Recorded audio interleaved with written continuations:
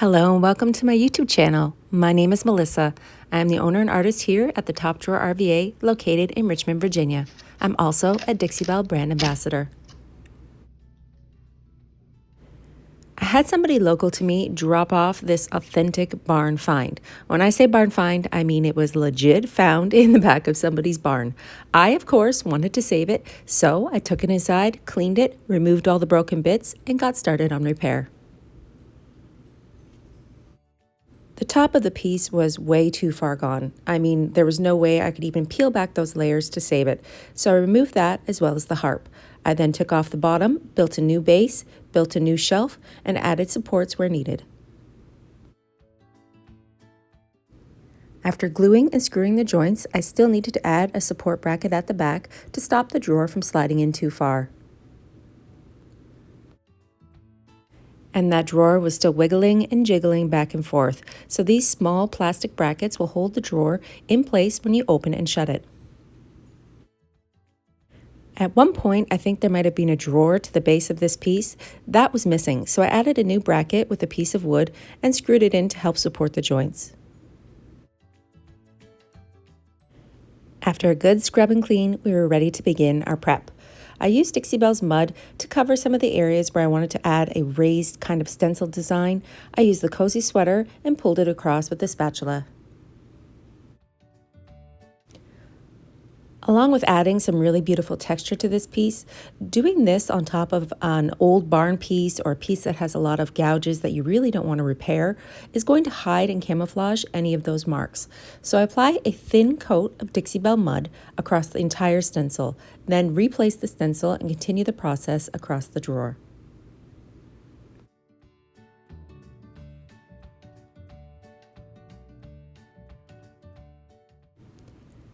I recommend removing the stencil while the mud is still damp. This way you're able to remove it gently and easily without any of the mud cracking. Don't worry if you have a little bit of overfill because you will be sanding this back around the edges and on top of the stencil to smooth it down some before paint.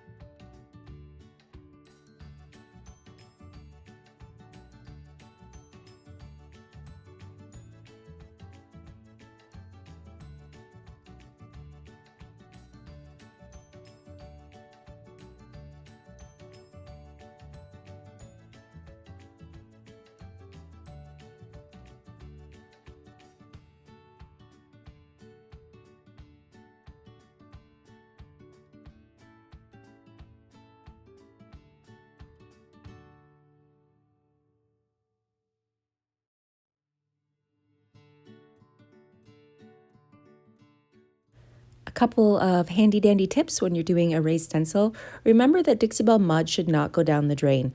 I actually take my stencil outside and wash it off with the hose after I use it. This way it's ready for use next time.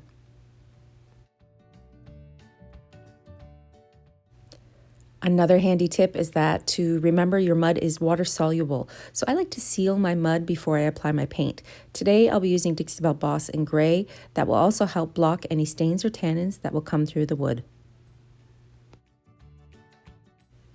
I then use my hands to smear some mud around different areas on the piece to cover any damages where I might have used my drill to secure the joints as well as to add some texture before paint. After your mud has dried, you can gently sand it back with your gray sanding pad, smoothing the edges and any peaks or valleys that might be on top of your mud that would happen when it was drying or when you were applying it.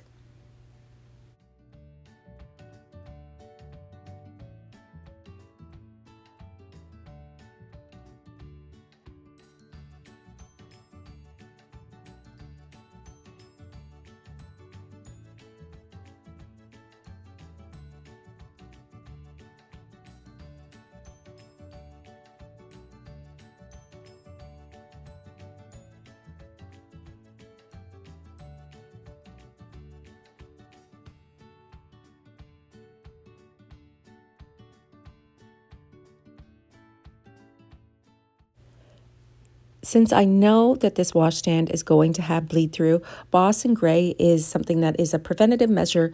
It's going to stop that from happening. I also know that I'm going to be fairly strong when I'm stippling on my Terra paint. So using the Boss to kind of secure all the bits that I've done so far, it's just good proactive action before you start your paint. Normally when I do a piece that's this old, I would line the drawers, but the inside of this drawer was just a little bit too far gone. So I used my Dixie Belle's silk paint in nautical to just paint over the sides and the interior so that it would look pretty when somebody opens up that drawer. What's the plan for today's piece? Well, that would be Terra Clay Paint. I absolutely love Terra Clay Paint to create texture and build layers. This piece is all about rustic, and I'm going to show you how to get a true rustic look. Starting with Onyx. Onyx is the kind of black of the Terra line. It's the darkest color. So what I'm going to do is stipple on the paint using natural fiber brushes. Stippling on the paint is, again, going to create another layer of texture over top of what I've already done on the piece. You'll also see me paint this with the drawers in because I'm going to be spraying and dripping and moving my paint. Blending in some Prairie Dawn and Desert Tan, I'm really just getting a good base for my project. This is what's going to peek through when I add the other layers on top. I used multiple natural fiber brushes, just regular chip brushes, some premium chip brushes, and started building those layers. A lot of this process is putting it on and taking it off. You'll find that when you use Terra Clay Paint, the thicker you apply your paint, the longer it's going to take to dry in between layers, which is why you're going to see me grab my heat gun here and there to kind of speed up the process. So now that initial coat is down and getting dry, I can work on adding the fine detail. I'm going to add a tiny bit of chocolate to this as well as some dried, crusty old gemstone mousse. Again, I want this piece to look as old as possible, so using tools like a spatula or even some paper towel or a sponge to blot back those layers is going to help your process.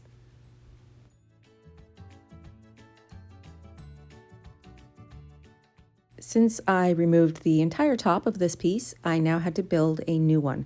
I grabbed some wood from my local Lowe's. I just used the cheap pine so that I can beat it up and scratch it up to make it look old. Cut them to size and then stain them with some Colonial black and Espresso Gel Stain. I didn't want a true black and I didn't want a true brown, so that's why I mixed the two together. Gel stain can be applied with a soft cloth or an applicator pad. And this part of the project is kind of where it went a little bit south. So I stained my boards and I got them all dry and ready to be screwed down on top. And I hated the way that the straight edge looked on the piece. Just hated it. So that meant I needed to do some handy dandy cutting. And since I don't have a jigsaw, I did this with a small blade.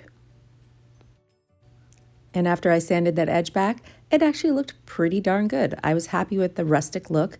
It fit with the piece. So I placed my boards on top, drilled my holes, and screwed it down from the top onto the base. I added a touch of that Prairie Dawn on the top just to kind of rough up the edges and give it a bit more definition and age. And I was done. I was ready to seal my piece. Again, fitting with the rustic vibe for this, I didn't want any shine. So that meant to seal the piece in a matte, flat clear coat. I just applied that gently with a foam brush and I did a couple of coats for protection. I did leave the screws visible on the top of this project. Again, I think it fits with the kind of rustic vibe and provides a nice little textured look on the top. I found some new hardware in my old hardware stash and installed them to the piece, added a touch of black gilding wax and a little bit of copper gilding wax as well. Then it was done.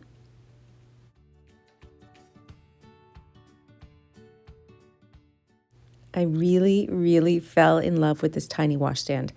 The rustic top turned out perfect. I actually really liked the curved top that I added, as well as that cozy sweater stencil peeking through. Using the gilding waxes to provide a little bit of shine, and it just looks perfect to me.